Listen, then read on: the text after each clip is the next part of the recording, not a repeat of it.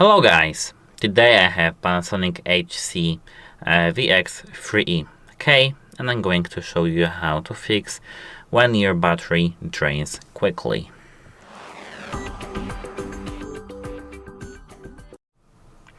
So the first and the most important thing, check for the battery health. How to check that?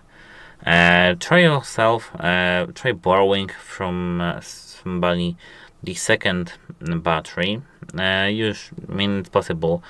Just test. Don't buy a new one. Just test another battery in your camera.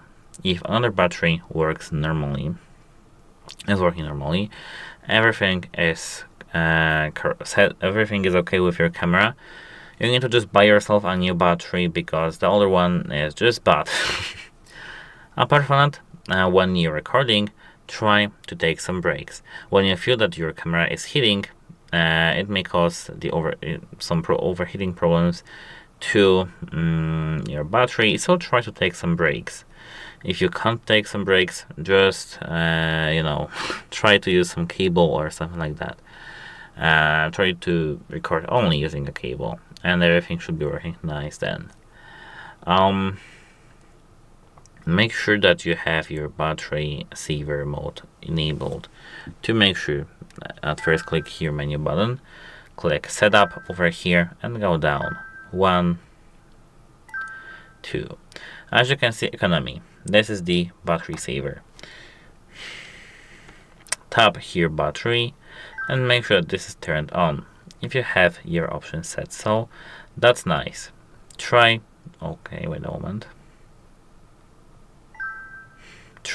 to close your camera just like this and wait a moment to just turn your device off, and now during so unplug your battery like this and unplug the cable from it.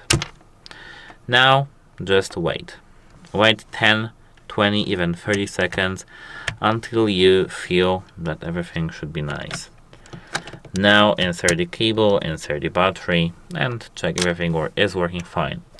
If it does, that's nice. If it still doesn't, you need to check for overheating issues. If you feel that your camera is heating up abnormally, just go to the device support and have your device fixed. And that should be it actually for the fixes. There are no more things that we can actually do.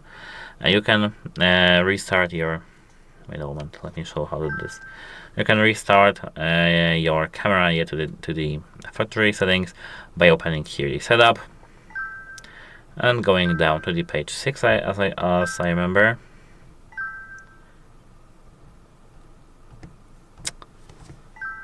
Oh, it's no, page number 5.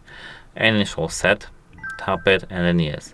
And it will reset your camera to the default settings and to the factory settings, and some maybe optimization setting that was disabled is available back again, and everything is working fine. Let me know in the comment section below if your camera is not working.